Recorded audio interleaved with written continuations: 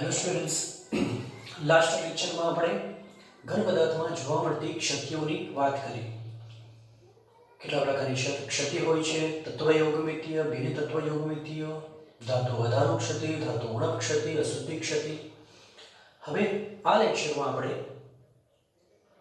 ઘન પદાર્થના વિદ્યુતીય ગુણની ચર્ચા કરીશું કે ઘન પદાર્થ વિદ્યુતનો વાહક હોય છે, અવાહક હોય છે, તો કયા કારણના લીધે હોય છે, આની ચર્ચા આપણે અહીં કરીશું. તો વિદ્યુતીય વાહકતાને આધારે પ્રથમ તો કેટલા પ્રકારના ઘન પદાર્થ હોય છે?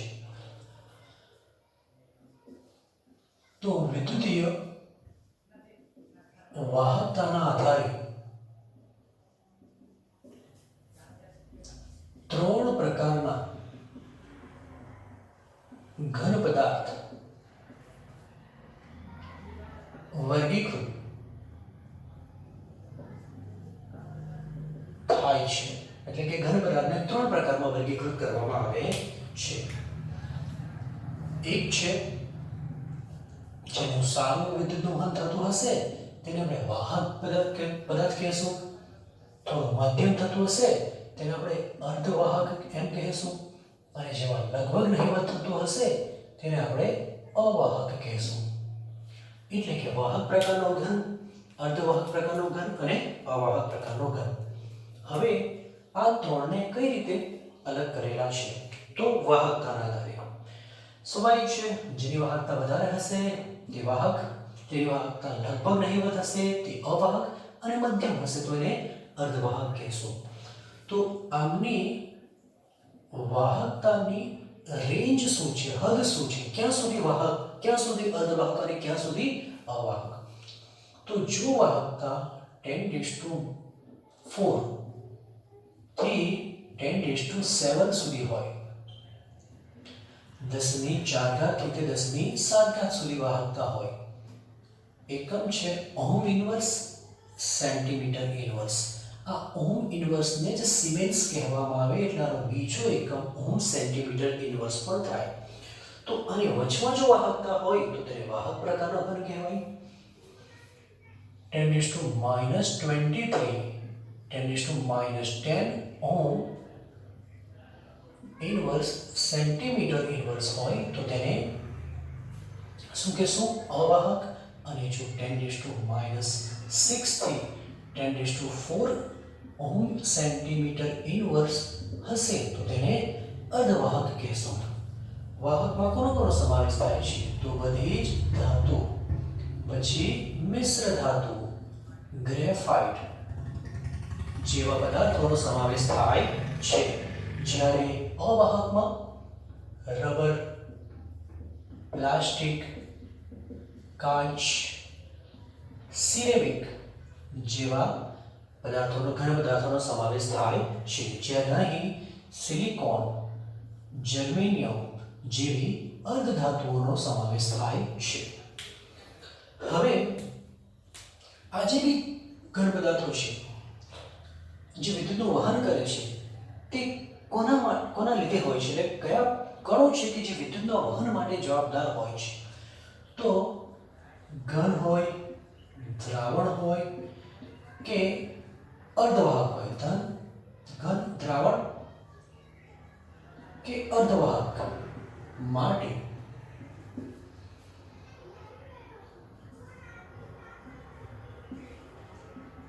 જવાબદાર વિદ્યુત ભાર વાહકો કયા?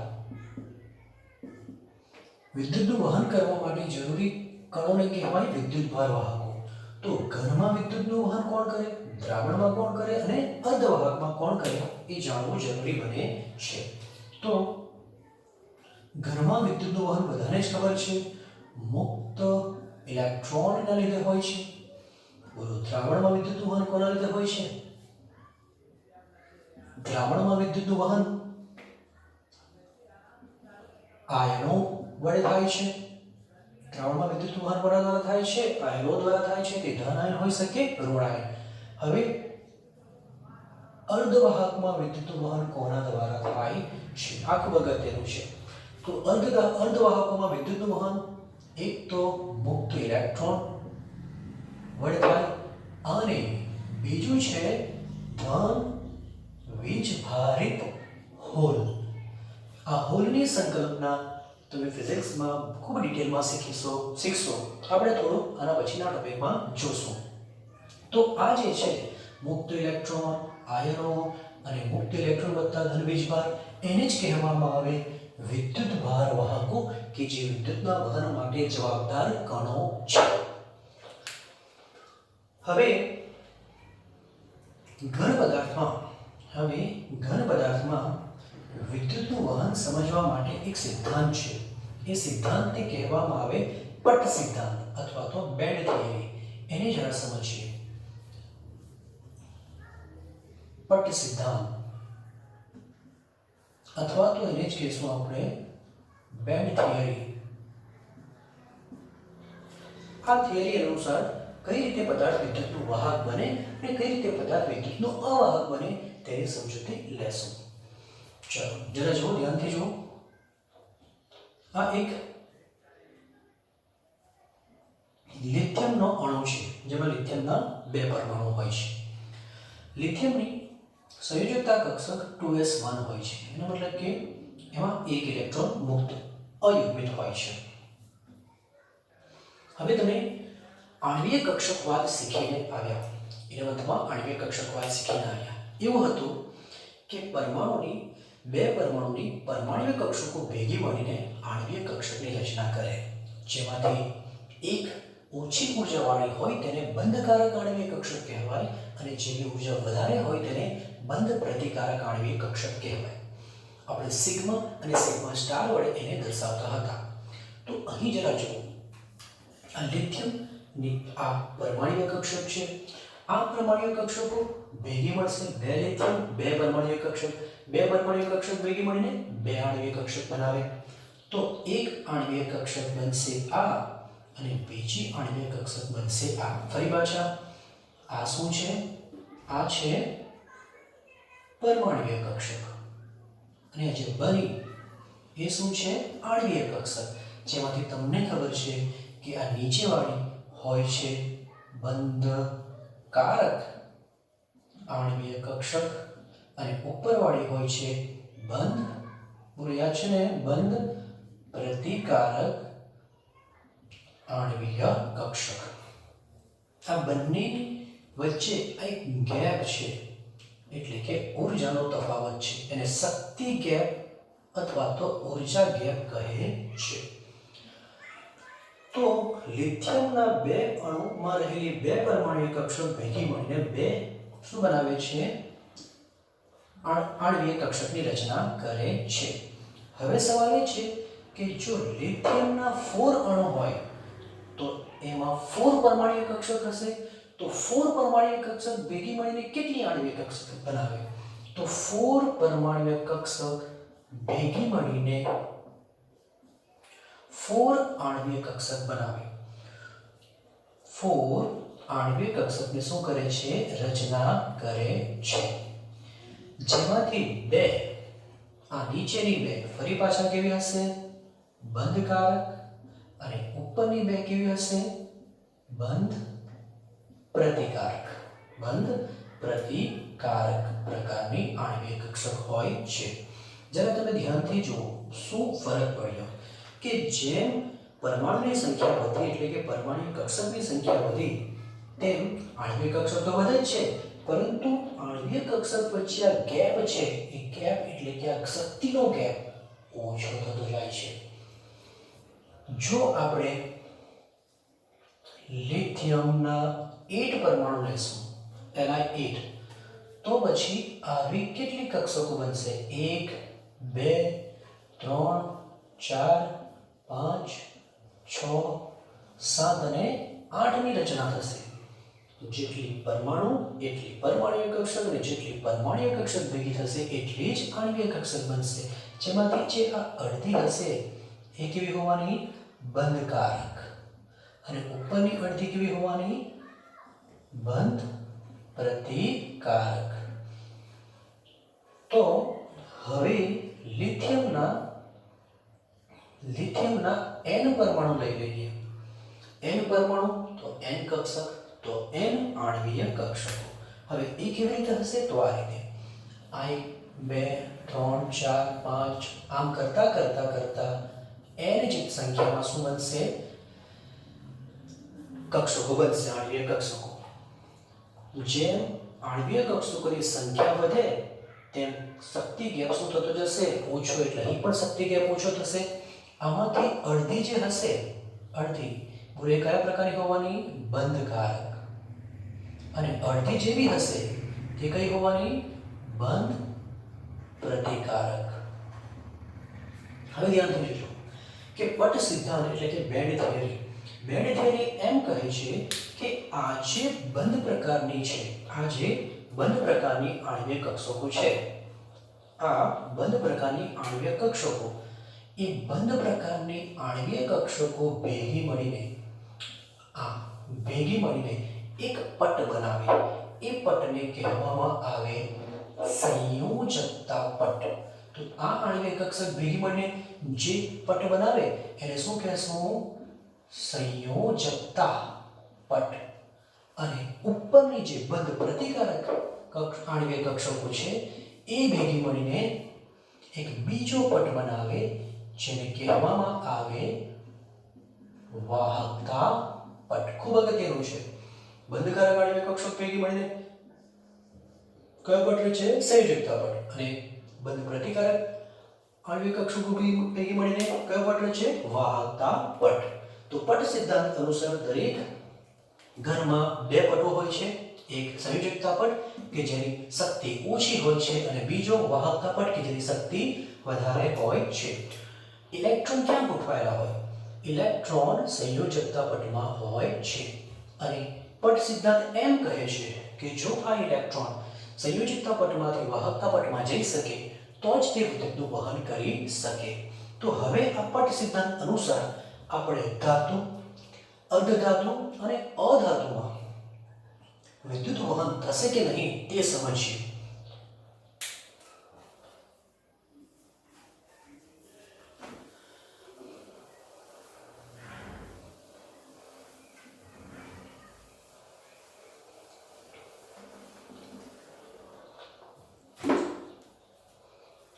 આપણે પ્રથમ ધાતુ લઈ લેશું, ત્યારબાદ અર્ધધાતુ લેશું અને ત્યારબાદ અધાતુ એટલે કે અવાહક લેશું. બરાબર? પટ સિદ્ધાંત શું કહે છે? પટ સિદ્ધાંત કહે છે કે ધાતુમાં, અર્ધધાતુમાં કે અધાતુમાં બે પટો હોય છે. એક વાહકતા પટ અને બીજો સંયોજકતા પટ. હવે ધાતુમાં બોલો કયો છે? સંયોજકતા પટ. અને આ કયો છે? વાહકતા પટ.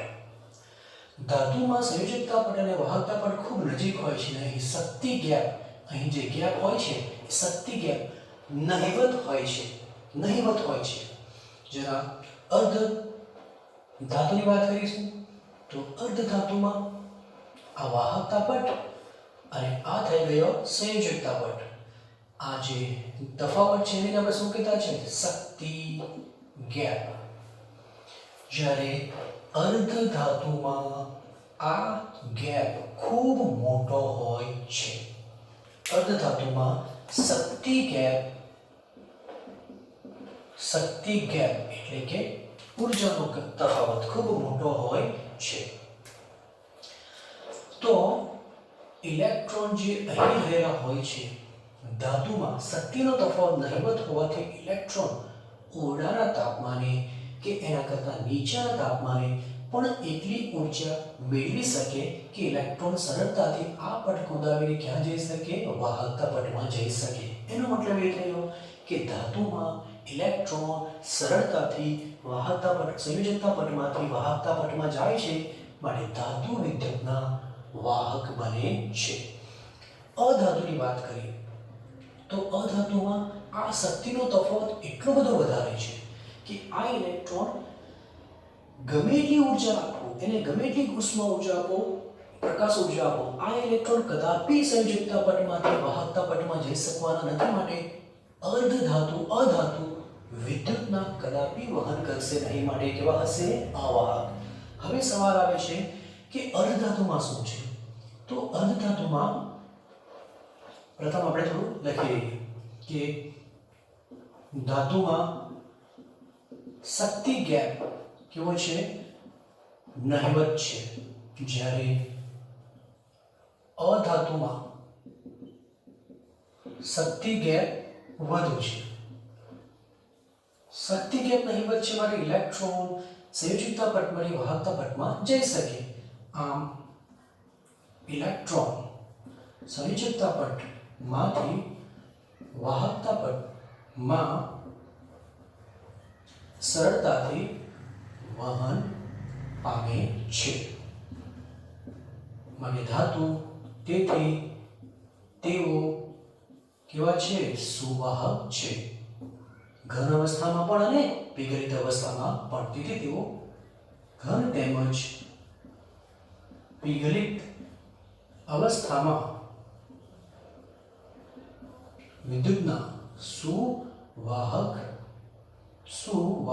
હોય છે. ચાલો અધાતુ માટે શું લખ્યું? શું સમજીએ કે શક્તિ ગેપ ખૂબ વધારે, માટે ઇલેક્ટ્રોન જઈ ન શકે, માટે વિદ્યુતનું વહન કરશે નહીં.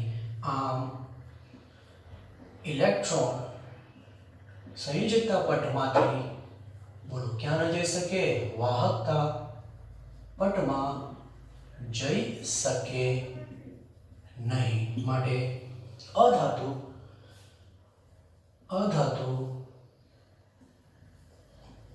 વિદ્યુતના બોલો કેવા હોય છે? અવાહક હોય છે. હવે ચર્ચા કરીશું અર્ધધાતુની. તો અર્ધધાતુમાં આ ગેપ ધાતુ કરતાં વધુ પરંતુ અધાતુ કરતાં ઓછો હોય છે. માટે સામાન્ય તાપમાને એટલે ઓરડાના તાપમાને ઇલેક્ટ્રોનને એટલી ઉર્જા મળતી નથી કે એ આ પટ કોતરી શકે. તો એનો મતલબ એ થઈ ગયો કે સામાન્ય તાપમાને તેઓ વિદ્યુતનું વહન કરશે નહીં, અને સામાન્ય તાપમાને તેમનો સ્વભાવ અધાતુ એટલે કે અવાહક જેવો હોય છે. પરંતુ જો આને ગરમી આપવામાં આવે કાં તો પ્રકાશ ઉર્જા આપવામાં આવે તો આ ઇલેક્ટ્રોન ઉર્જાનું શોષણ કરી વાહકતા પટ શક્તિ ગેપ ઉદાવીને ક્યાં જઈ શકે? વાહકતા પટમાં જઈ શકે. માટે તે વિદ્યુતનું વહન કરે છે. તો લખીશું કે તેમાં શક્તિ ગેપ ધાતુ અને અધાતુની વચ્ચેનો હોય છે. સામાન્ય તાપમાને તેઓ બોલો કેવા બને છે? અવાહક બને છે. પરંતુ વિશિષ્ટ પરિસ્થિતિમાં એટલે કે ઉર્જાની હાજરીમાં એ વાહકતા પટમાં જઈ શકે, માટે વાહક બને છે. પરંતુ ઉર્જા પ્રાપ્ત કરતા તેઓ વાહક બને છે. તો આ રીતે પટ સિદ્ધાંત અનુસાર સમજી શકાય છે કે ધાતુમાં શક્તિ ગેપ નહિવત હોવાથી ઇલેક્ટ્રોન સરળતાથી ઉપર જઈ શકે, માટે ધાતુ સુવાહક હોય છે. અધાતુમાં શક્તિ ગેપ ખૂબ વધારે છે, માટે ઇલેક્ટ્રોન કદાપી જઈ શકે નહીં, માટે અધાતુ અવાહક હોય છે. જ્યારે અર્ધધાતુમાં શક્તિ ગેપ એવો હોય છે કે સામાન્ય તાપમાને તો અવાહક બનશે, પરંતુ વિશિષ્ટ પરિસ્થિતિમાં એટલે કે ઊર્જા પ્રાપ્ત કરે તેવી સ્થિતિમાં એ વાહક બને છે.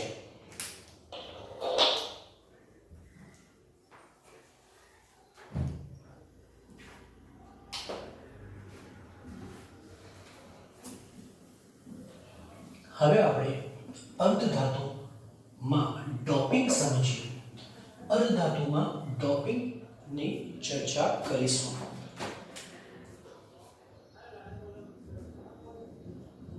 અર્ધધાતુમાં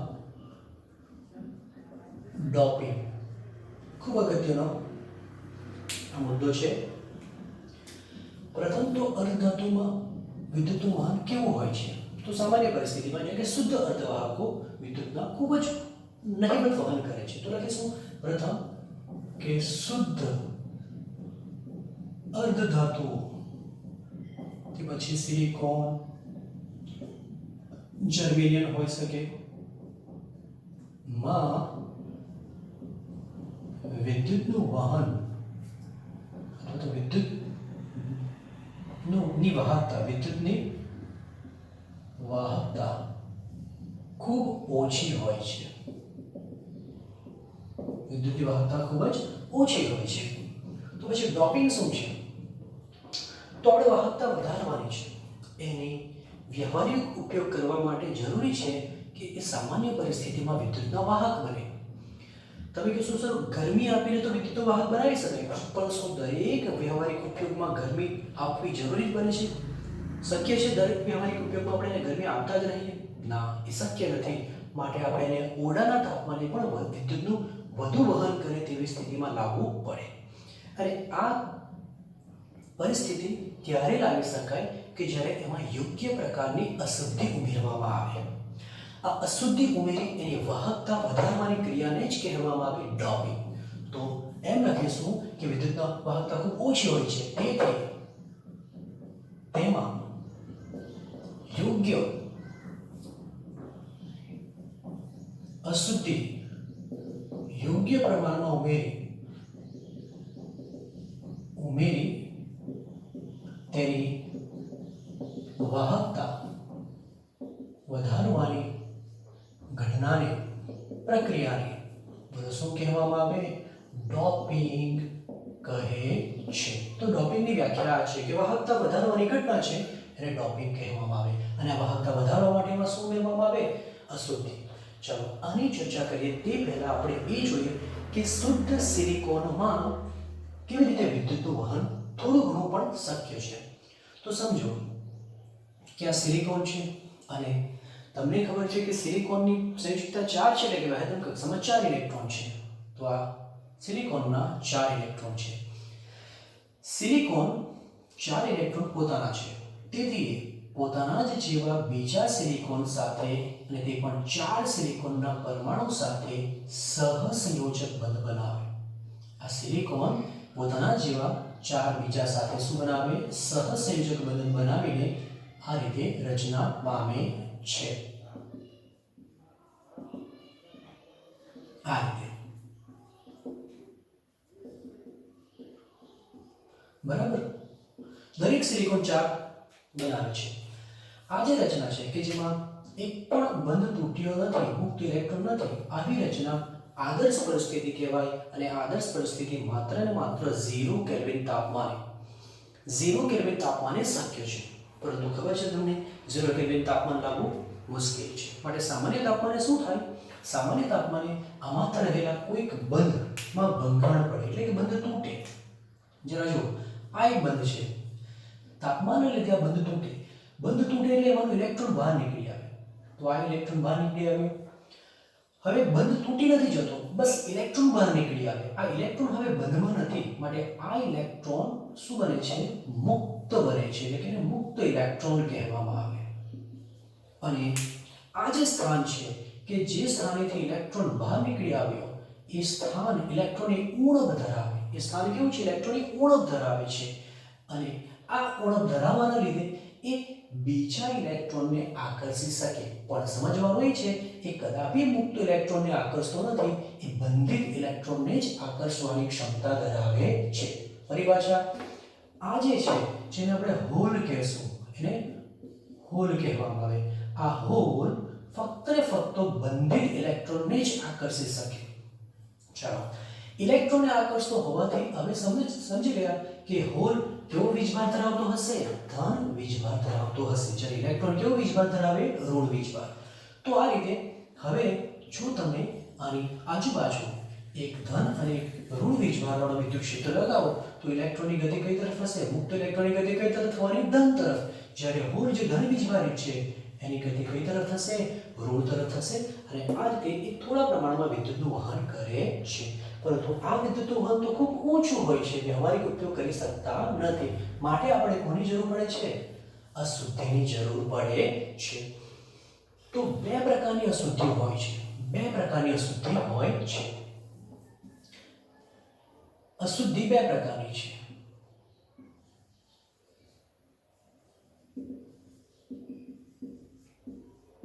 બીજો મુદ્દો થયો, એક ઇલેક્ટ્રોન સમૃદ્ધ અશુદ્ધિ અને બીજું છે ઇલેક્ટ્રોન ઉણપ ધરાવતી અશુદ્ધિ. ફરી પાછા સમજીએ. સમૃદ્ધ મતલબ વધારે ઇલેક્ટ્રોન અને ઉણપ મતલબ ઓછા ઇલેક્ટ્રોન ધરાવે. તો આ તમે સમજી ગયા હોય તો આપણે એને દૂર કરીશું.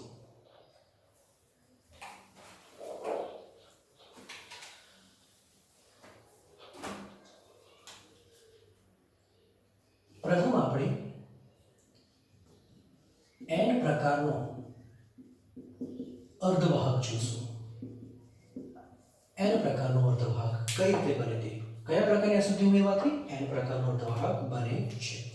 તો જરા ધ્યાનથી જુઓ કે આ સિલિકોન છે. સિલિકોનની પહેલમ કક્ષામાં કેટલા ઇલેક્ટ્રોન હોય? 4. એટલે સંયોજકતા કક્ષામાં ઇલેક્ટ્રોન કેટલા? 4. માટે કેટલા સહસંયોજક બંધ બનાવે? હમણાં જ આપણે વાત કરી રહ્યા કે સિલિકોન 4 સહસંયોજક બંધ બનાવે છે. સિલિકોન 4 સહસંયોજક બંધ બનાવે છે. આ રીતે.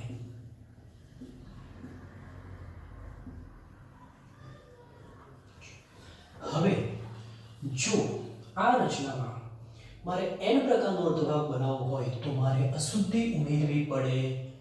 ઇલેક્ટ્રોન સમૃદ્ધ અશુદ્ધિ. કઈ કઈ ઇલેક્ટ્રોન સમૃદ્ધ અશુદ્ધિ છે? તો ઇલેક્ટ્રોન સમૃદ્ધ અશુદ્ધિ છે એવી અશુદ્ધિ કે જેમાં ઇલેક્ટ્રોનની સંખ્યા 4 કરતાં વધુ હોય અને તે છે સમૂહ 15 ના તત્વો જેવા કે ફોસ્ફરસ, આર્સેનિક અને એન્ટીમની કે જેમાં ઇલેક્ટ્રોનની સંખ્યા કેટલી હોય છે? 5 હોય છે. તો જો આમાં આવી અશુદ્ધિ ઉમેરવામાં આવે, જેમ કે ફોસ્ફરસ ઉમેરવામાં આવે તો ફોસ્ફરસ સિલિકોનનું વિસ્થાપન કરશે. આ ફોસ્ફરસ આવી ગયો, પણ ફોસ્ફરસ પાસે તો કેટલા ઇલેક્ટ્રોન છે? 5. 5 માંથી એના 4 ઇલેક્ટ્રોન તો બંધમાં વપરાઈ જશે, પણ એક ઇલેક્ટ્રોન બંધમાં વપરાતો નથી. માટે એ ઇલેક્ટ્રોન કેવો બને છે? મુક્ત બને છે. મુક્ત ઇલેક્ટ્રોન બને છે. અને તમને ખબર છે કે મુક્ત ઇલેક્ટ્રોન વિદ્યુતનું શું કરી શકે? વહન કરી શકે. આમ અહીં જેટલા ફોસ્ફરસ હશે એટલા જ મુક્ત ઇલેક્ટ્રોન હશે. આમ અશુદ્ધિ વધારવાથી મુક્ત ઇલેક્ટ્રોનની સંખ્યા વધશે અને મુક્ત ઇલેક્ટ્રોનની સંખ્યા વધશે તો વિદ્યુતનું વધુ વહન થશે. મતલબ કે શુદ્ધ સ્થિતિ કરતાં વિદ્યુતભાર વાહક વધી જશે અને વિદ્યુતભાર વાહક વધી જશે અને વિદ્યુતનું વહન વધુ થશે. તો અહીં ઇલેક્ટ્રોન દ્વારા વિદ્યુતનું વહન થાય છે. ઇલેક્ટ્રોન ઋણ વીજભારિત હોય છે, એના માટે શબ્દ વપરાય છે નેગેટિવ. માટે આને n પ્રકારનો અર્ધવાહક કહે છે. તો અહીં આપણે થોડું લખીશું કે સિલિકોન ની સંયોજકતા 4 હોય છે. તેથી તે 4 સહસંયોજક બંધ બનાવે છે. તેમાં જો ઇલેક્ટ્રોન સમૃદ્ધ અશુદ્ધિ જેવી કે ફોસ્ફરસ, આર્સેનિક, એન્ટીમની ઉમેરવામાં આવે તો બોલો કેટલા ઇલેક્ટ્રોન મુક્ત બચે છે? 4 વપરાય, 1 બાકી બચે. અને 1 ઇલેક્ટ્રોન મુક્ત બને છે જે વિદ્યુતના વહન માટે જવાબદાર છે.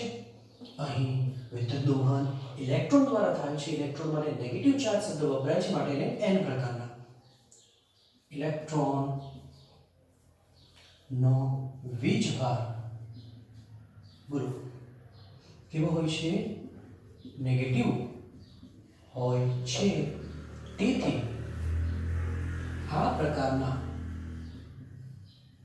અર્ધવાહકને બોલો શું કહેશું? n પ્રકારનો અર્ધવાહક કહે છે. તો આ થઈ n પ્રકારના અર્ધવાહક કે જેમાં કયા સમૂહના તત્વો ઉમેરવામાં આવે? 15મા સમૂહ એટલે કે ઇલેક્ટ્રોનની સંખ્યા સિલિકોન કરતાં 1 વધુ હોય. હવે ચર્ચા કરીશું કયા પ્રકાર? ચલો બીજો કયો પ્રકાર છે? p પ્રકારનો અર્ધવાહક. પ્રકારનો અર્ધવાહક. ફરી પાછા સિલિકોનની રચના જોઈએ તો સિલિકોનની રચનામાં એક સિલિકોનનો પરમાણુ બીજા 4 સિલિકોનના પરમાણુ સાથે બોલો કયા બંધથી સહસંયોજક બંધથી જોડાયેલો હોય છે.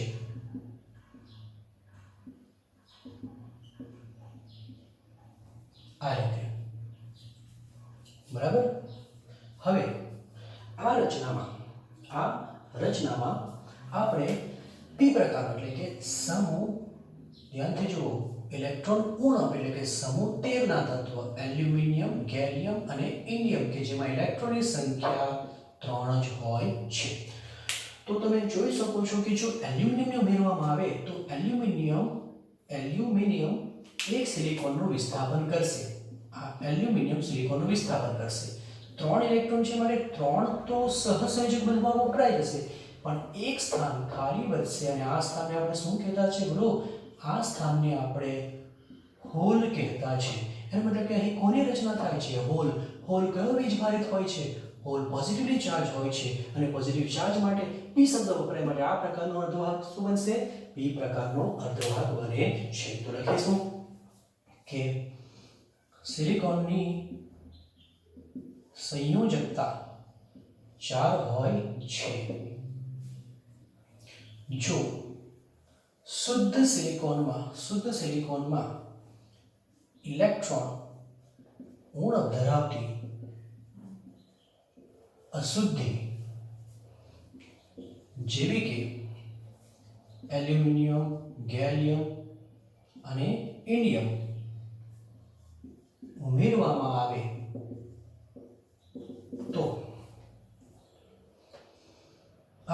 તો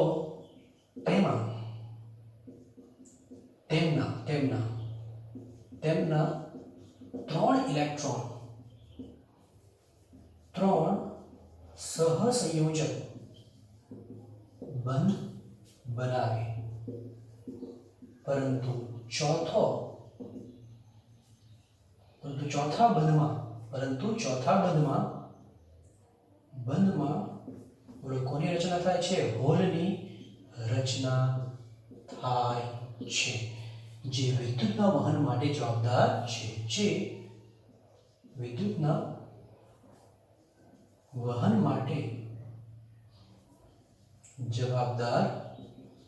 છે. જેટલા એલ્યુમિનિયમ એટલા હોલ, એટલી વધુ વાહકતા. અશુદ્ધિ ઉમેરતા જશું હોલ વધતા જશે, વાહકતા વધતી જશે.